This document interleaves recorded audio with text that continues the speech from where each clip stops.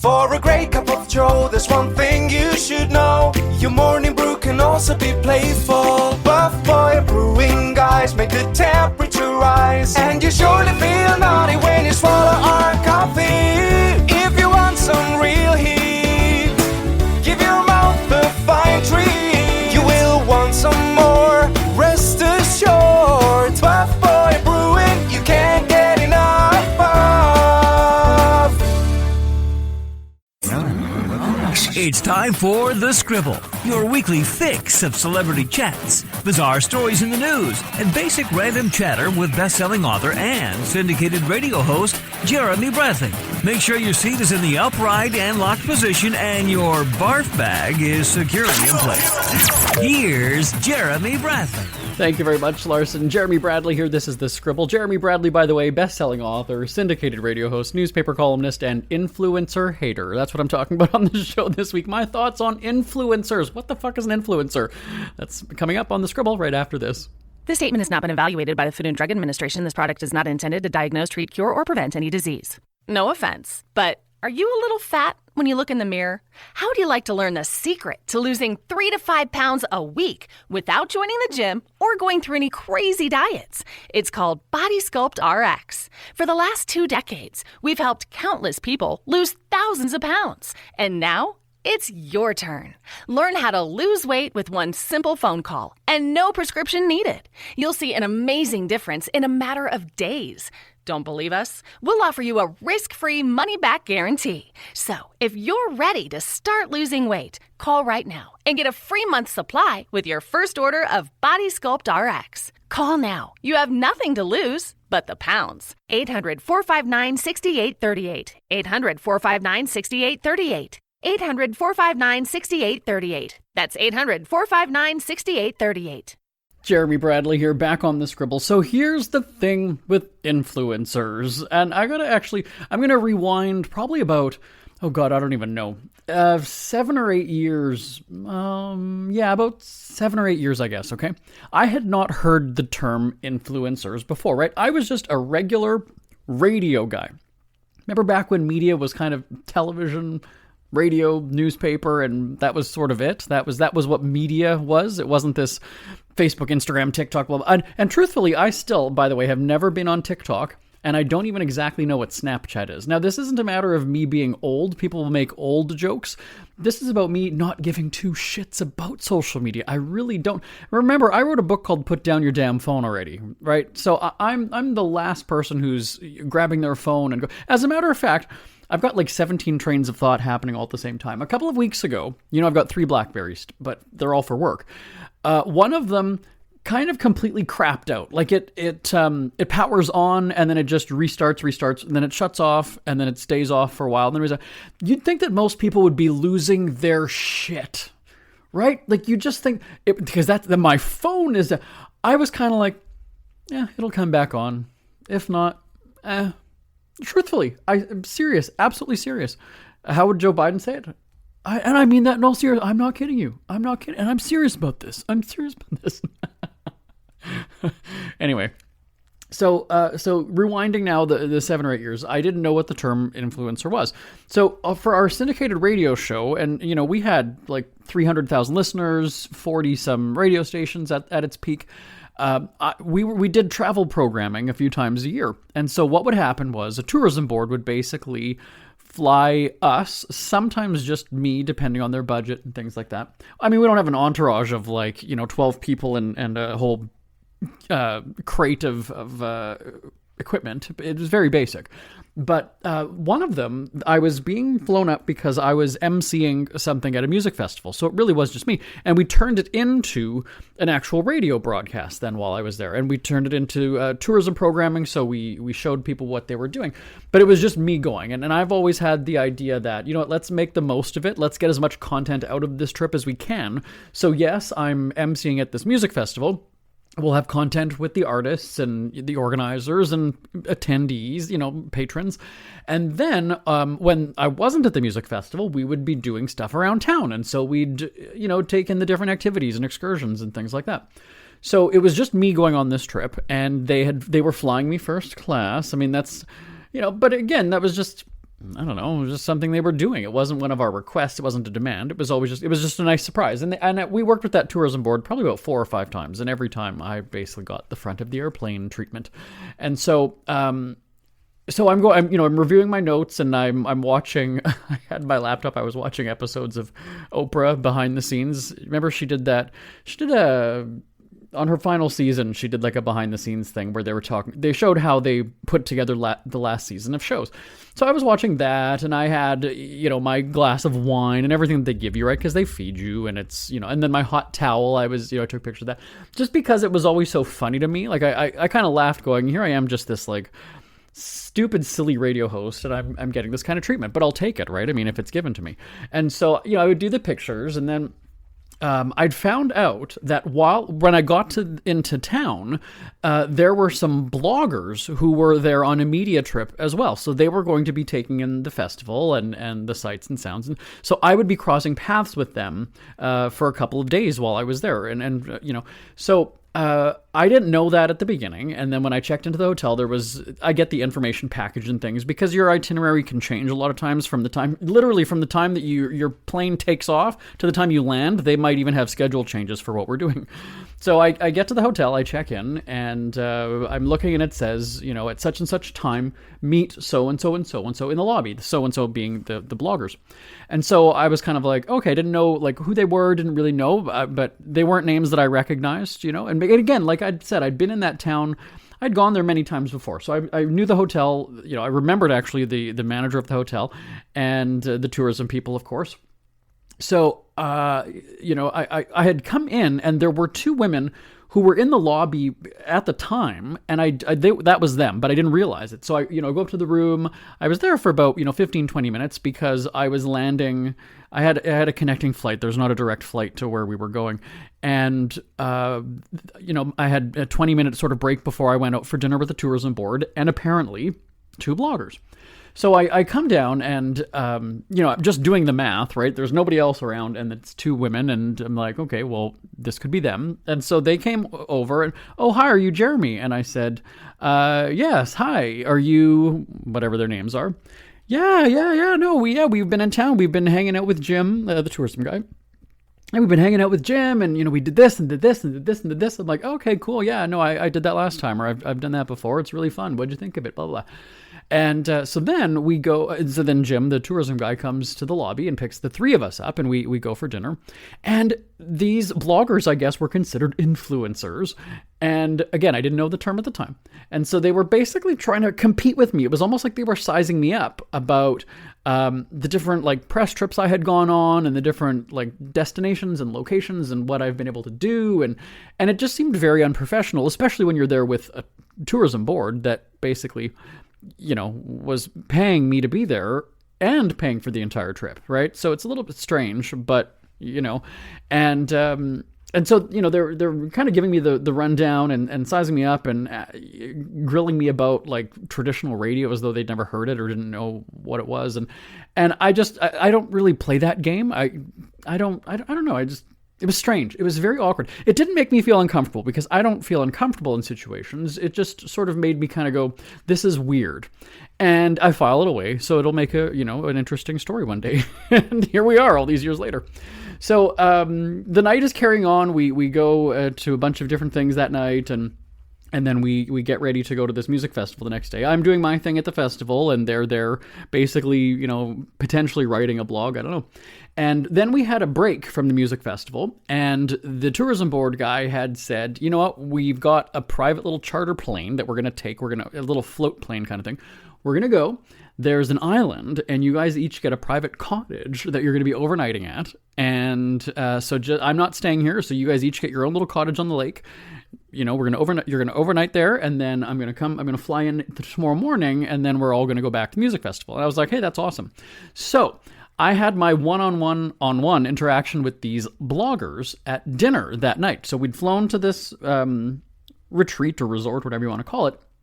And these 2 gals had sort of become friends because I guess they both arrived the same day. They were both bloggers. They were millennials or whatever, and they were connected that way.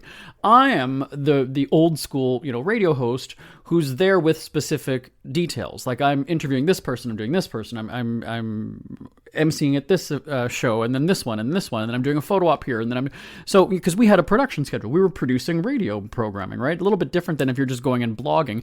And, with all due respect to, well, not really any respect to bloggers, because the blogging is a lot of the times just giving your opinion, right? It's just kind of, you're taking a picture of your food and you're saying, oh, it was fun here. Oh, I got to do this. We were doing sort of a little bit more journalistic approach where we were giving facts and figures. We were interviewing the source. We were, taking it a little bit further than a blog would, because it was radio content, right? It's not just me narrating what I'm doing. And so I have dinner with these two, and they were like searching, they were like creeping me online on my social media page. Now, I wasn't on Instagram at the time, so they couldn't find me on there, which was a problem for them. And I was kind of like, well, I don't give a shit. Like, who cares? And then they found my Twitter, though. And however many followers I had on Twitter, they were kind of like, oh, and they started scrolling my tweets and then reading them to me. And they're like, okay, so this thing like that you've got about whoever it was, Britney Spears, that you tweeted then. And I said, truthfully, I don't know what I've tweeted today because it's not me. Like, we've got a team. I have staff. And so if it's our daily entertainment headline show, then there was a story about Britney Spears I remember recording last night, but I didn't tweet it. I recorded the radio segment, but... So you didn't do this tweet about Britney Spears? No, I didn't. It was probably programmed or tweeted in the morning by our staff when our entertainment headline show runs, and that's that. So it was almost like they were challenging me, like they just didn't, I don't know, they just didn't get what I do. And I was like, you've heard of like Ryan Seacrest on the radio, or, like it's a radio show. I'm not exactly sure what's confusing about this. And it was just very awkward because they were making it seem like I was so out of touch. Like and I thought, this is really bizarre. So then we have conversations and I start asking them things. And I said, oh, I've done some sort of guest speaking. I'm a best-selling author and radio host. So I've gone to, high schools in my city and talked with the kids or whatever. And they always have to one-up you, right? Then the one girl, oh, I did a speaking at my college. And I said, okay, well, since we're sort of talking business, if you don't mind me asking, like, what did you charge them for the appearance? Like, what did you get a speaking fee? Like, what did you get? Oh, no, I didn't charge them. No, that was my school. I said, oh, okay, so you're not doing it as a business then? No, they don't. No, I'm just not. It's my school. I just did it. I'm like, oh, okay. And I said, well, I've got my best-selling book about money saving and being a cheapskate.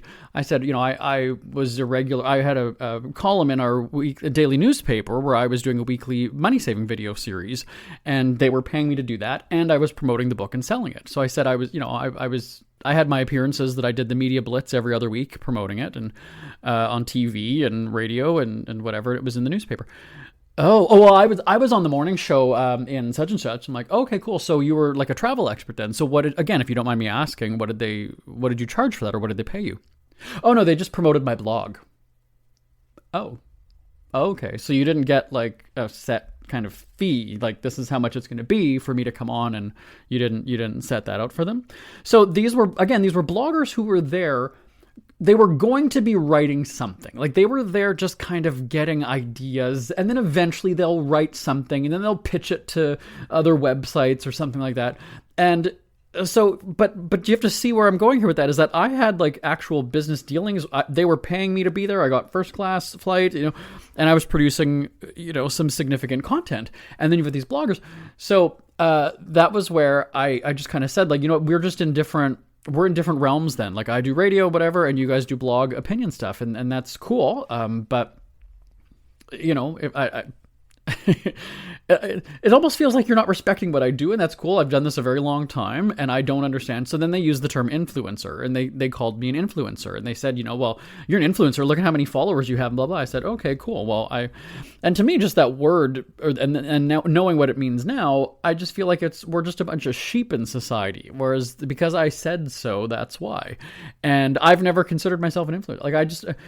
Back when the whole vaccine came out, and I had radio stations encouraging me or telling me to encourage people to get the vaccine, blah, blah. I said, do you really think it's because Jeremy Bradley said to get the vaccine? Like, let's be serious here.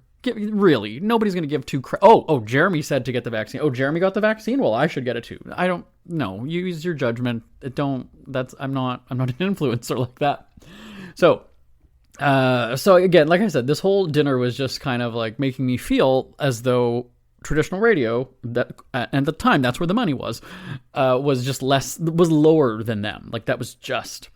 And so I just sort of left it at that. I didn't play the game. I didn't really challenge them. I was kind of like, well, I mean, hey, I'm being paid to be here. And then I flipped it on them. I said, so is the tourism board paying you to be here as well?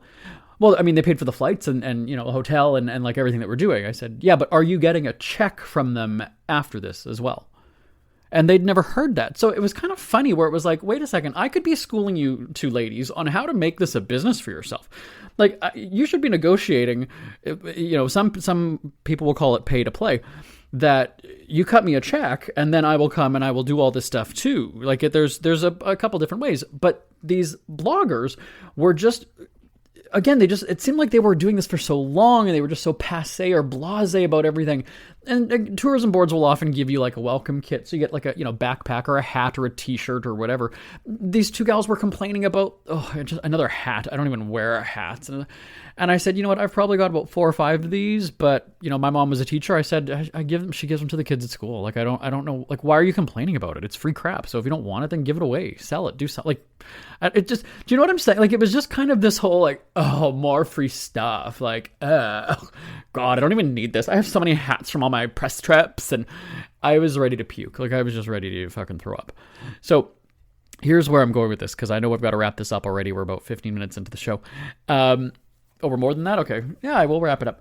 There was a bit of sweetness, like I said, just for them trying to make me feel like inferior or whatever it is the whole time. Here's where the sweetness really kicked in. So the last day, we had to get up very early in the morning to get to the airport and then fly out.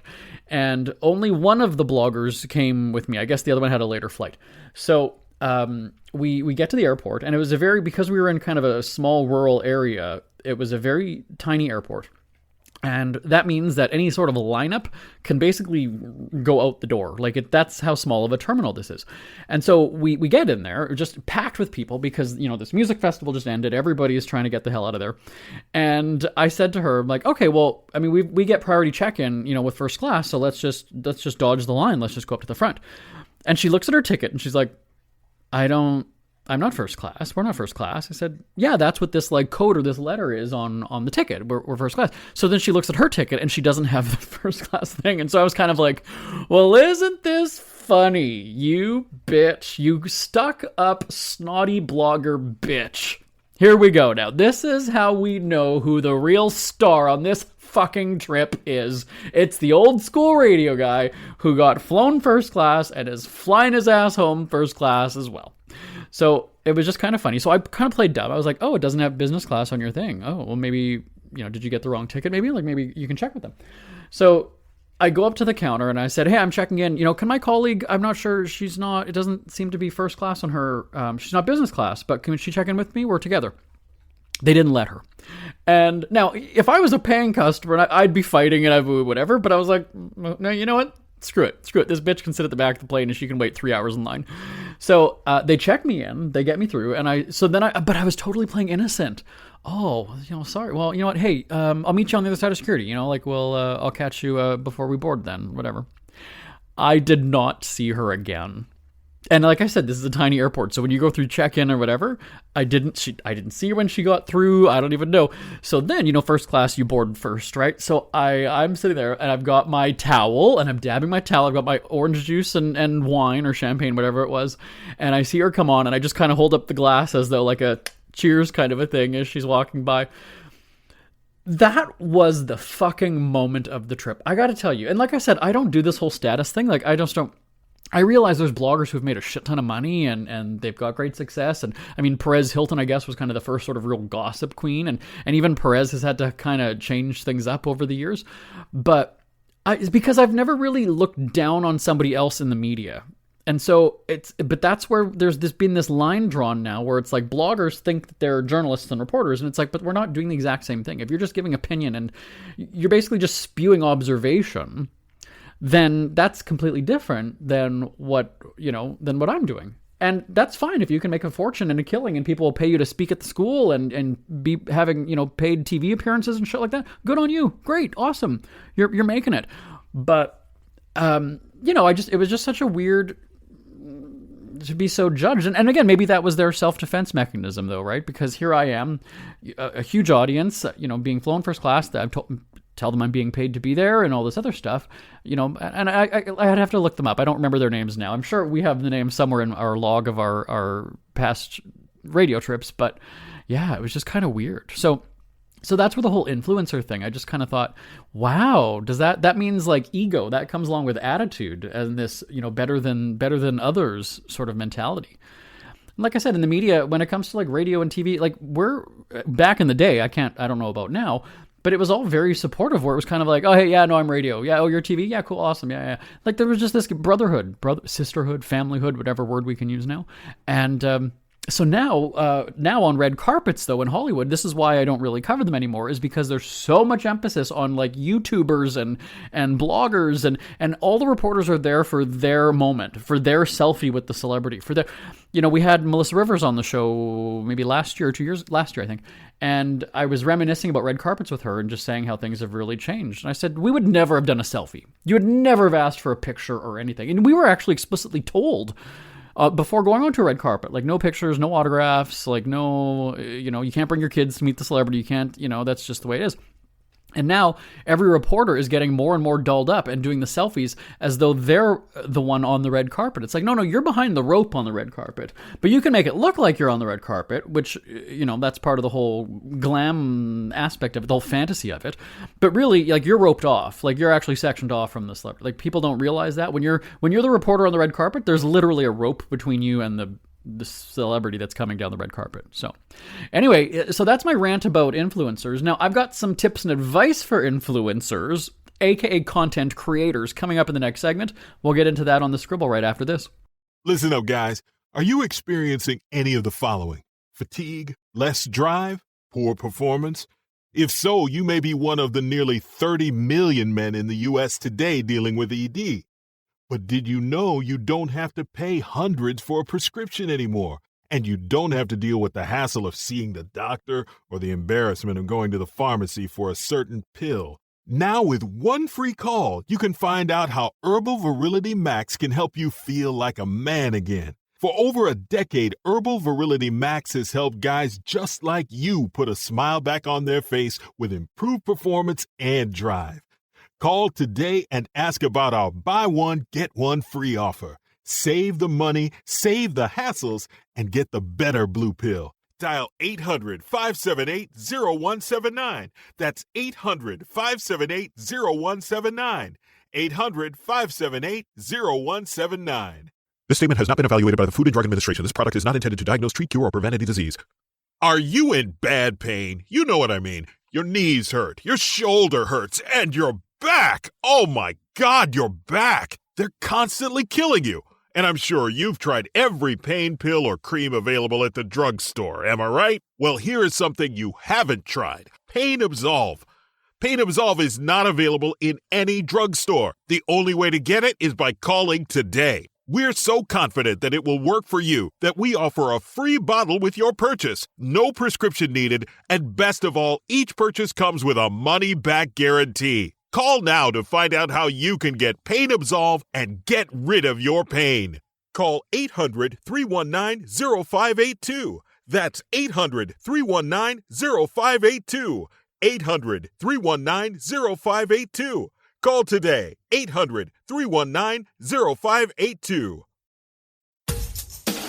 Ever had something to get off your chest but never had the balls to say it? That's a load of crap. Speak Free with JB.com is exactly what you've been waiting for. Your chance to tell it like it is and not care what anybody else thinks. Have your say on issues of the day. Join newspaper and radio columnist Jeremy Bradley as he tells it like it is. Hundreds of thousands of people have stopped by, including some well-known celebrities who have had a chat with JB and speak candidly about what's really going on in the world. You can join them too. Have a rant or a rave. Be brave and head on over to www.speakfreewithjb.com now. Jeremy Bradley here, back on the Scribble. Continuing, am I just bitching about influencers? I guess that's what it is. The trouble with influencers. Here's the deal, though. It's all about content, right? And a few weeks ago, I think I said on the show, are you suffering from content overload? Like, it's just everybody creates something now, and it's just too much.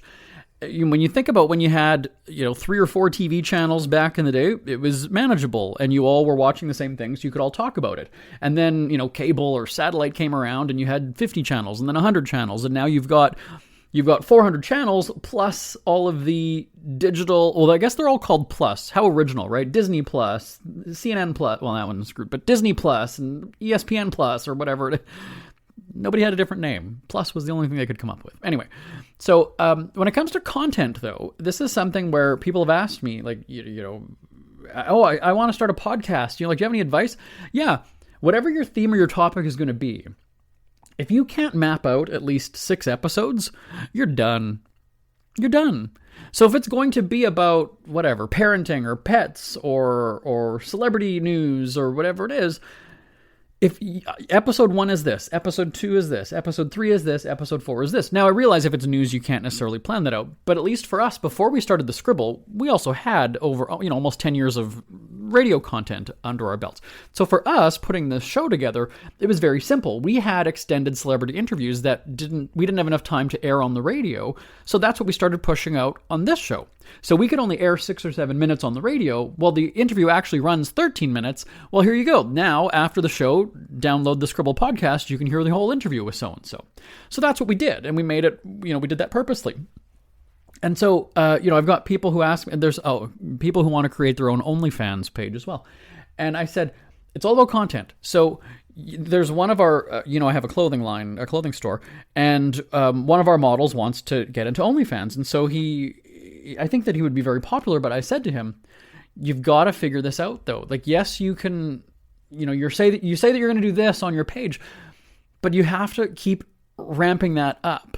Like, you can't just, if you give them everything in 2 weeks, then they're done. They don't need you anymore. Now, at the same time, you can only tease your audience so long before they just go and say, all right, you know what, I'm paying this dude. I'm not seeing what I'm wanting to see, or so it's not even worth it. I'm done with him. And then they'll leave you. So there's a strategy to it. And I'm fascinated too when when you on YouTube and you find something and then on the side of the page, it shows you all of the relevant or similar things that you might be interested in. And I'm interested to see these people who have a YouTube channel and then you've got 9 million followers and your last video was 6 months ago. So I don't understand then. Did you fizzle out? Did you run out of steam? Is that what it was? Because you need to have that figured out. So yes, people who are influencers and social media models and everything now, but fast forward 5 or 10 years, very few people are going to be like the Kardashians that can have this longevity for 10, 15, 20 years. Me on the radio, after 15 years of hosting a top 40 show, even I kind of threw in the towel and was like, you know what? I'm just sort of done with the celebrity interviews, the entertainment news, the top 40 music that I can't stand. I think it's time to bow out. And so that was our choice. Same thing, we've just had recently Dr. Phil and Rachel Ray, longtime TV, daytime TV hosts, both announced they're out of the game after their season. So, it's, and that's, again, those are TV networks with, millions of dollars behind a production. So when it comes to content creation, I mean, yeah, you really have to look at that and go, what am I, like, that's great that I might be like a chef or something, but chefs are a dime a dozen. So when you make your little food videos and food preparation videos and take pictures of your plate, okay, but 5-10 years down the road, are people still going to care? So I think that influencers, quote unquote influencers that have no other real claim to fame, are going to find themselves fizzling out or running out of steam. Or the ones who, you might have 9 million followers, but if you're not monetizing that, if you're not figuring out, like those bloggers that I was talking about, well, then you're just doing charity work. You're just volunteering. And when I started my syndicated radio show, it started on an internet radio station. I've told this story before, where the station in Vancouver, everybody just wanted to be a host. Nobody wanted to figure out the actual business side of things and make it profitable. Everybody just I want to host my show. I'm going to do this. And then it was kind of like, well, you guys have to pay the bills though. So how are you going to keep the station on the air? I knew that almost right from the very beginning. I sensed it. So I said, I've always run my show, my 2-hour show that I put together, as a business. I sought out advertisers. I sought out other stations to air it. I grew my audience. I was able to sell national advertising, national commercials after about 5 or 6 months, I guess. And I turned it into a business. And at the height of the show, probably about 3 or 4 years in, I was making $250,000 a year, everybody. And I don't often tell that. I don't know that I've actually ever said that on the air or told. But just recently I've kind of said, you know what, in my radio retirement, people were making jokes about, oh, you know, you've run out of steam, and oh, you know, you're a failed radio host. Excuse me, fuck off, because I was, you know, 3 years as an entrepreneur, not working for a big company, not answering to anybody, calling the shots, making it something, $250,000 a year. So maybe better a has been than a never was, is what I have to say. Think about, I'm going to say that one more time. Better a has been than a never was. Because at the end of the day, truthfully, my whole idea was I was going to retire at 40. I retired at 39. Yes, I still host this show. Yes, I'm still an entertainment reporter. Yes, I'm still a newspaper columnist. But because it's kind of fun, it's something to do. So, at 39 years old, absolutely. I owned a house when I was 25. So it's kind of interesting how people can go and like criticize like my situation. Oh, well, you're on the radio and now, now you have an e-commerce store? Well, that's also pulling in 6 figures a year as well. So like kind of know your shit before you start criticizing and mocking or making fun of people, because I'm a good business person. Now I'm not a billionaire, but I also don't need that much money either. So those are my tips for influencers is, come up with content. If you're going to be a blogger, you're going to be a YouTuber, you're going to be a porn, what do you call them? OnlyFans performer, cook, whatever it is, map it out though. Map it out, because, and just like on a television show, right? You got to map out what your episodes are going to be. With our radio shows, we had that planned. Okay, we're covering this award show. We're going to have this celebrity guest next week. We had these planned out for sometimes, a month or two in advance. We would even tape our Christmas content in August because that was a low season for a lot of destinations like Mexico. So that's how far ahead we were planning, and we were getting that check cut to us because I was being paid to go there as well, and flying first class, and the free resort, and all this stuff. We turned it into a business. So everybody who first gets their swag, because like I said, I own a clothing store. We get influencers messaging all the time. Oh, can I have a free swimsuit? Can I have a free pair of underwear? I'll model it. I'll tag you guys. Fuck off. You buy it. We can give you a discount, but we're not giving you free shit.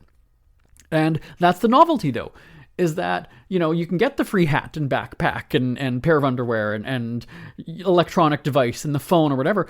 Is that paying your bills though? Is that paying your bills? And I will admit, absolutely, the free shit is fun. With our radio show, I was getting so much crap sent to me. Once a PR agency, once a marketing department I was getting, Hasbro would send us the top toys every Christmas, but again, that was a paid advertiser. And then I would just get a ton of shit for myself as well. And, we'd have prize giveaways, we'd have everything. I had so much free crap. Because, it was cool. But again, we were also getting a check with it. So you got to turn it into a business. If you have the passion for the content that you're making, but really it's just a hobby then if that's not your actual job. So those are my thoughts. If you've got any tips or maybe even a story to share about as an influencer, send me an email live@jbonair.com. We hear you chirping. Get scribbling. Tweet up the Scribble at The Scribble Show. Join the discussion with Jeremy Bradley. It's all going down right now on Twitter @The Scribble Show and @thescribbleshow.com. Jeremy Bradley here, back on The Scribble. Is this the second week in a row I've blown right through our 30-minute mark? Yeah, okay. But you know what? I can.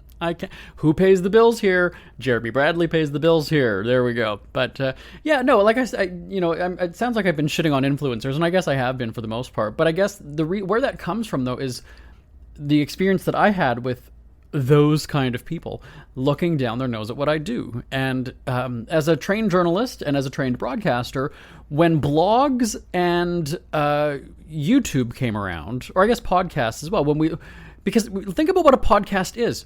It's talk radio for the most part. Yes, there's the storytelling ones where you can, but again, that's also old school radio. Radio used to be stories and theatrics and narratives and things like that. So when it's like you've just taken this spin on an existing form of media. It's really, you've just modernized it with a different name and technology. So that's where trained journalists, I know when this whole blogging thing came around and people would say to me, oh, I read your blog. It's actually a newspaper column and it's been in the newspaper for, 19 and a half years. Some of us take offense to that still. I'm not a blogger. Sorry. I'm paid. I make money. I have a regular weekly paycheck. I'm So, or maybe that's just my own sensitivity. I'm not sure. But again, my email address, live@jbonair.com. Feel free to give me a shout anytime. It's always awesome hearing from you. This is The Scribble. I will talk to you same time, same place next week. Bye-bye for now. Want more Scribble? Check out thescribbleshow.com for past shows, celebrity interviews, cheapskate tips, and more. That's at thescribbleshow.com and on Twitter @thescribbleshow. The Scribble is a speak-free media presentation.